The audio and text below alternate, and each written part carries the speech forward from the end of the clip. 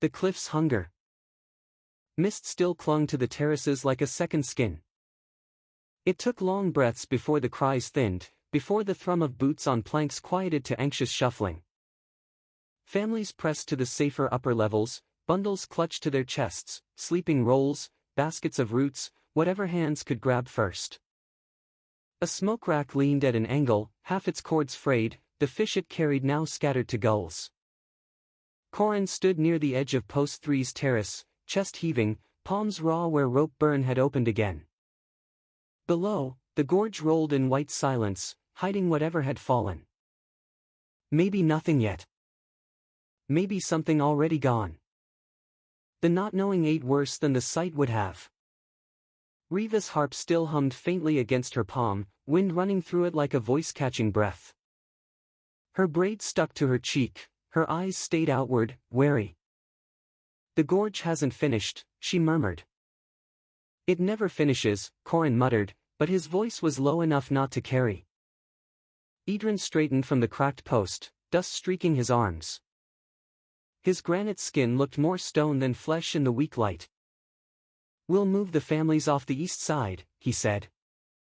No one sleeps here tonight. You'll strip half the hollow if you do, Marith countered, leaning heavy on his staff. We can't fit all those bodies on 3 terraces.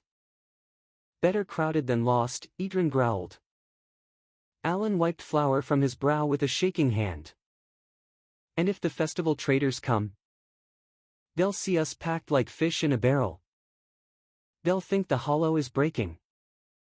They'd be right, Riva said softly. Her fingers brushed a chord, low and trembling. The sound crawled down spines. Silence fell.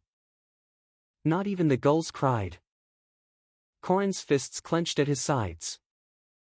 He hated the way they all looked inward, downward, afraid to meet one another's eyes. The hollow had survived storms, shortages, even the sickness that once dimmed whole terraces. But this crack, already felt like surrender. We don't leave it to die, he said before he could stop himself.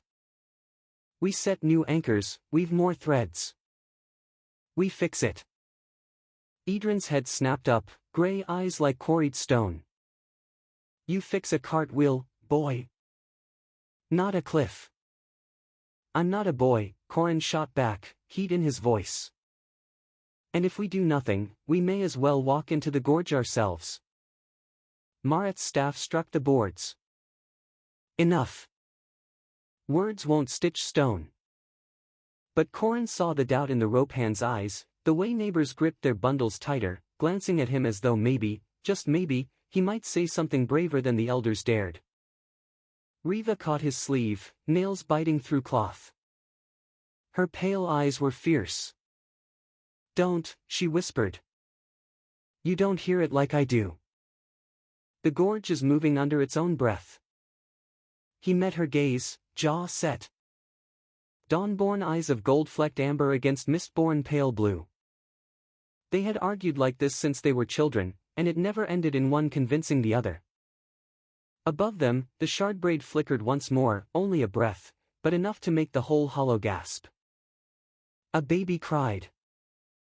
Someone cursed. The silence that followed felt thinner than the boards under their feet. Idren's voice rumbled low, final. We hold tonight, if the stone allows. Tomorrow, we brace new posts. No one goes near the gorge until I say. Corin looked past him to the mist where the crack yawned wide. His hands curled against the railing, itching with a thought he already knew was foolish. If no one else would go near it, then it would have to be him. By nightfall the hollow had packed itself into the lantern hall, fear pressed into words no one could hold back. Shard light pooled along the woven floor, glinting off damp faces. Families pressed close at the edges, whispering sharp as gnats, while the elders circled the low table at the center. Marith sat hunched, staff across his knees like a warning no one wanted. Idren loomed opposite, dust still in his hair, arms folded tight enough to creak. Between them, 3 other voices jostled for place, the fisher master, the reed weaver, the woman who kept tally of food. Everyone's words tangled, loud, anxious, overlapping until the hall itself seemed ready to split like post 3. We move the smokehouses first. We can't lose the stores. The braid won't hold through another shift. The gorge has eaten worse, and we lived. Riva stood off to the side, harp at her back, her eyes unfocused as though listening to something no one else could hear. She hadn't spoken since the terrace cracked, and the silence pressed heavier for it. Corin shifted on the edge of the crowd, heat rising under his skin. The words all sounded like waiting, like caution ground down to powder. His bones thrummed with the need to do, not speak. At last, Idrin's voice crushed the noise flat. We abandon the east span. Tonight. I'll set braces at dawn, but no family stays near that crack.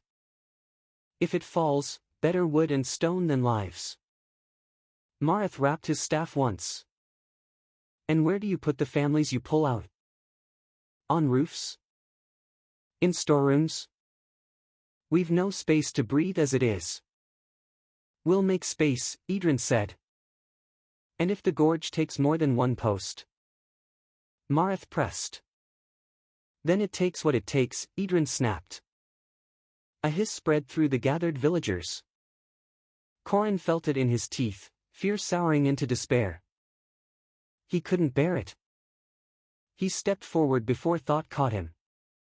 No, he said, voice cutting the murmur. Heads turned. We don't just wait for it to take. We fight for the hollow.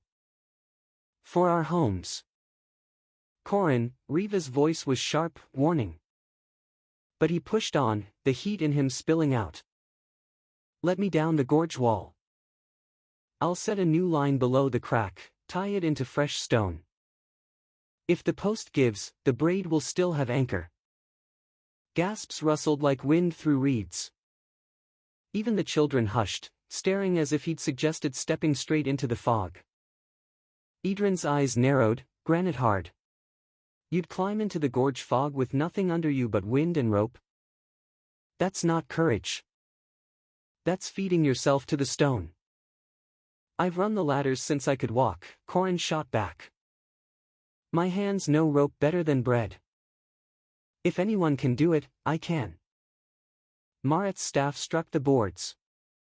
And if the gorge swallows you like your father? The words punched breath from the hull. Even the shard braid outside seemed to hold still. Corin's jaw locked. His father's name was always a chain dragged out at the worst moments.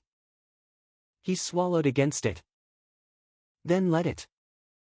But at least I'll fall trying to hold us together. Silence pooled. Faces around him were pale, some horrified, some lit with the dangerous flicker of hope. At the back, someone muttered, maybe he's right. Another voice hissed, he'll drag us down faster. A dozen whispers bloomed, split between hunger for a savior and dread of a fool. Riva's grip tightened on her harp strap, knuckles white. Her voice came low, shaking not from fear but from fury. You don't hear what I hear. The gorge isn't just restless, it's waiting. If you climb into it now, you'll never come back. Corin met her eyes, stubborn heat against her pale warning. Dawn-born fire against mist-born caution. He didn't answer, because he already knew, her words wouldn't stop him. Mareth broke the silence with a staff knock that quivered the floor. Enough. This is council business, not ladder dreams. Tie your thoughts tight, Corin, before they fray the whole hollow. But the whisper of divided voices lingered in the rafters long after.